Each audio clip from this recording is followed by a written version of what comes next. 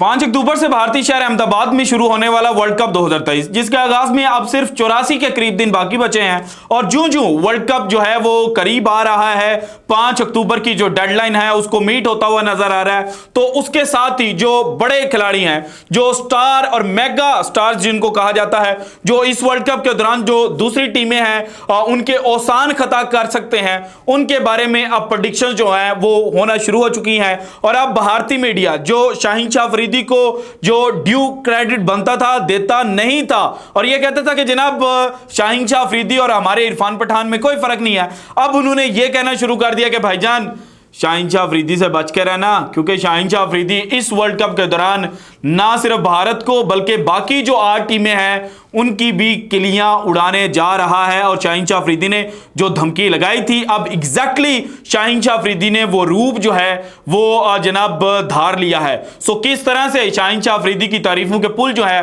वो इस वक्त भारतीय मीडिया बांध रहा है और क्यों बांध रहा है ये बड़ा इंपॉर्टेंट है। इसके बारे में आज की वीडियो में मैंने आपके सामने जो डिटेल्स हैं वो रखनी है। लेकिन उससे पहले आईसीसी जो है वो 27 जून को वर्ल्ड कप 2023 का ऑफिशियल शेड्यूल जो है वो जारी करता है, लेकिन पाकिस्तान और भारतीय क्रिकेट बोर्ड के जो बड़े हैं उनके दरमियान जो लफ्जी जंग थी वो खत्म होने की बजाय मजीद बढ़ जाती है। इसके बाद जनाब 2 दिन पहले पाकिस्तान क्रिकेट बोर्ड के जो कर्ता धर्ता हैं ज़का अशरफ साहब, उनकी मुलाकात होती है डरबन के अंदर जो जनाब भारतीय क्रिकेट बोर्ड के कर्ता धर्ता हैं जे शाह साहब उनसे। और इस मुलाकात के बाद जहां बज़ाहिर ये नजर आया कि जनाब अब तलखियां जो हैं वो खत्म हो जाएंगी, पाकिस्तान जो कह रहा था कि हम वर्ल्ड कप 2023 का बायकॉट करेंगे तो अब ऐसा नहीं होगा। लेकिन अब अगेन जनाब ये जो बातें हैं वो होना शुरू हो चुकी हैं कि पाकिस्तान अगर वर्ल्ड कप 2023 का बायकॉट करता है तो फिर उस पर कौन कौन सी 3 पाबंदियां जो हैं वो लग सकती हैं। भारतीय मीडिया का एक क्लिप जो है वो मेरी आंखों के सामने से गुजरा और उसमें जो भारतीय एंकर था वो बता रहा था कि भाईजान पाकिस्तान के लिए वर्ल्ड कप 2023 का बायकॉट करना जो है वो नामुमकिन है। और उसकी उन्होंने बुनियादी 3 वजूहात भी बनाई, लेकिन वो उन वजूहात को बताते हुए ये बताना शायद भूल गए कि जिन वजूहात की बिना पर आज हम कह रहे हैं कि पाकिस्तान वर्ल्ड कप 2023 का बायकॉट नहीं कर सकता, तो बिल्कुल उन्हीं वजूहात की बिना पर भारतीय क्रिकेट बोर्ड जो खुद को क्रिकेटिंग वर्ल्ड का डॉन कहता है वो भी चैंपियंस ट्रॉफी 2025 का बायकॉट नहीं कर पाएगा। सो जो बातें की जा रही हैं वो क्या है जनाब? पहली पाबंदी, अगर पाकिस्तान क्रिकेट टीम जो है वो वर्ल्ड कप 2023 खेलने के लिए भारत नहीं जाती तो फिर जो रेवेन्यू है वर्ल्ड कप 2023 का वो पाकिस्तान को पूरा नहीं मिलेगा।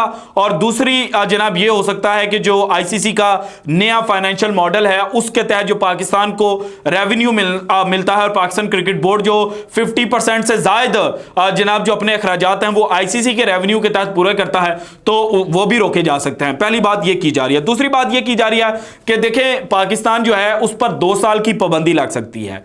अगर पाकिस्तान कोई जनाब जो वजह है वो मुनासिब ना कर सका तो फिर पाकिस्तान पर 2 साल की पाबंदी लग जाएगी। और तीसरी जनाब जो पाबंदी की बात की जा रही है वो ये है कि जनाब चैंपियंस ट्रॉफी 2025 जो है उसके होस्टिंग राइट्स छीन लिए जाएंगे। तो भाईजान पहली बात तो ये है कि आईसीसी जो है उसके चार्टर के अंदर ये लिखा हुआ है कि अगर सिक्योरिटी कंसर्न्स हों तो फिर कोई भी टीम जो है वो बायकॉट कर सकती है। लेकिन अगर हम मान लें कि जनाब पाकिस्तान के जो सिक्योरिटी कंसर्न्स थे उनको आईसीसी जो है वो वैलिड नहीं मानता, उनको तस्लीम नहीं करता, तो फिर पाकिस्तान पर ये 3 पाबंदियां जो हैं वो लग सकती हैं। लेकिन इसके बाद पाकिस्तान पर अगर इस तरह से पाकिस्तान को डराया जाता है कि भाईजान आप जनाब इन पाबंदियों की जद में आ सकते हैं अगर आपने बायकॉट करने का सोचा, तो फिर भारत के खिलाफ भी तो यही हथियार जो है वो आईसीसी इस्तेमाल करेगा।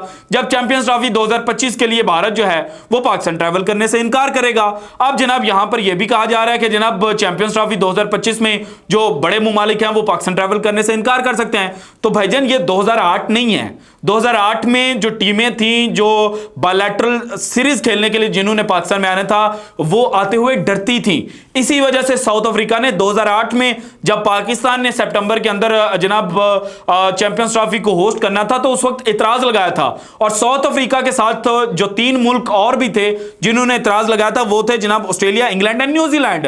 यानी कि जो 8 टीमें जिन्होंने पार्टिसिपेट करना था पाकिस्तान उसमें इंक्लूडेड था और उसके अलावा 4 टीमों ने इतराज लगा दिया था। 3 टीमें में जो जनाब एशियन टीम थी, भारत पाकिस्तान के साथ उस वक्त खड़ा हुआ था, लेकिन भारत की भी नहीं मानी गई थी। श्रीलंका जनाब पाकिस्तान के साथ खड़ा था, लेकिन श्रीलंका की भी नहीं मानी गई थी। सो इस तरह से जो चीजें हैं वो जनाब हमेशा भारत की नहीं मानी जाती। सो इस दफा या तो चैंपियंस ट्रॉफी 2025 को पाकिस्तान से आउट करने के लिए, जिस तरह एशिया कप 2023 में भारत ने लॉबिंग की है, इस तरह की जो सख्त लॉबिंग है वो भारत को करनी पड़ेगी। लेकिन चूंकि यहां पर सिर्फ एशियन कंट्रीज नहीं होंगी, श्रीलंका नहीं होगा, बांग्लादेश नहीं होगा, अफगानिस्तान जैसे छोटे क्रिकेटिंग बोर्ड्स नहीं होंगे, आप उनको जनाब जो लॉलीपॉप है वो 1-2 सीरीज का या 1-2 करोड़ का नहीं दे सकते।